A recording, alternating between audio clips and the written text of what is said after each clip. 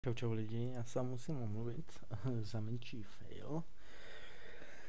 Ten fail byl právě u konce vlastně toho videjka ohledně toho tutoriálu, jak vlastně vytvořit ten svůj vlastní skin. Tam jsem zapomněl jednu věc udělat, a to, že když já udělám fotku na Steamu nebo na Counteru, tak se mi rovnou vymaže. Nebo vlastně udělala se mi fotka, ale já ten čudlík mám rovnou i na zapínání a vypínání natáčení. Takže dokončíme to, co jsme začali. Akorát já už jsem to udělal při jiném videjku, který jsem samozřejmě neuploadnul, protože jsem tam udělal jednu chybu při tom, a to bylo tady to snímání okna. Takže já jsem tady takhle v rušku měl furt neustále ten snímek toho okna z toho focení. Já vám teď teda ukážu, jak co dál s tím udělat. Když jsme si udělali fotku, tak si musíme nějak poříznout, aby nějak vypadala. Takže já jsem si ji oříz klasicky v malování. Jo. Když si vlastně vyfotíte, tak si to stáhnete na plochu a dáte upravit a oříznete si to, abyste měli pouze jenom tady to. Co vlastně pak potřebujete dál? Potřebujete tenhle soubor. Ten uděláte jednoduše, když si zase zapneme Countera. Tak, naběhni potvora.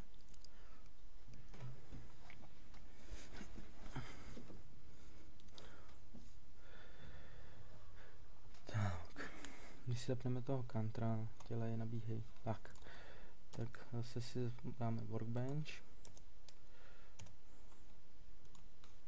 Otevřít.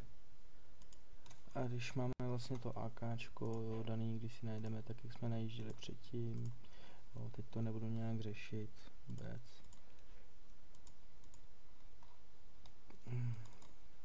Jenom aby to vypadalo, že to tam je. Tak to necháme takhle, jak to je. To zastavíme, jo, kašlem na to. A my musíme dát tady uložit a měli bychom to uložit tady v tomhle souboru. Ano, když si tohle uděláme, neukládat, tak nám vznikne tam ten textový soubor, tady ten. Ano, to je ten texták. To je ve svým podstatě jakoby strojový kód. Jak tu zbraň zase složit, aby jak vypadala. Ano. Tak, to bychom měli takové ty základní věci. Tohle jsme nepotřebovali, ale to je jedno. Nicméně, když to máme, tak překročíme k dalšímu. A to teď si nespomínám, jestli jsem vám to ukazoval, ale musíte mít tady ten program SDK, ano. A ten vlastně zapneme, ještě jenom si to ukážeme, že potřebujete mít beta verzi, ano. Dáme OK, máme zapnout beta verzi, dáme si moje hry a na moje hry najdeme nástroje. A tady to máte, ano, tak tam si dáte jenom stáhnout a nainstalujete to. Jakmile to máte, tak si to otevřete, dáte si tady workshop item, and dáte si sem tu přiblblou fotku, tím pádem já to se budu muset najít, ser, experience, desktop, workshop, AK, bam. Máme fotku, klikneme, jdeme zase to samý.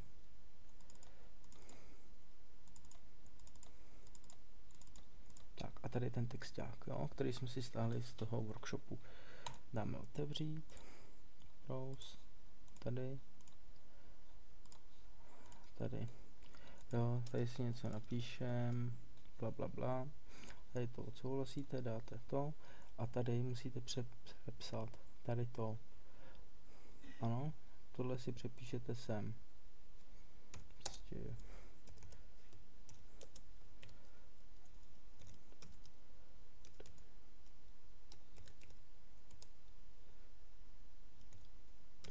Jo, napíšte I'm understand.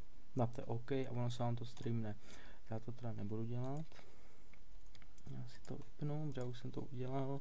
A teď vám samozřejmě ukážu, jak to vypadá. Když si najdete na svůj profil, klasika, tak dáte položky z workshopu, boom, a tady máme to AKčko. Jo, to je taková moje další zkouška. Tak a tady máme vlastně to, co jsem dělal předtím. to byly takový ty krystaly, no, ale tam měla být jiná barva, ale se tam prostě po to hodilo tady to, což ta základní barva, což mě poměrně docela dost naštvalo, ale co s tím nedělám, toť vše. Tak. Samozřejmě jak v prvním videu jste měli odkazy, které jste potřebovali, v tuhle chvíli vám je už nemusím posílat. Já vám teda děkuju za zhlídnutí, v případě, jestli se vám to líbilo, dejte like, pokud ne, záleží na vás. Ještě vám poskytuju, teda v tom prvním videu jsem vám dal IP adresu na ten TeamSpeak, takže čau čau.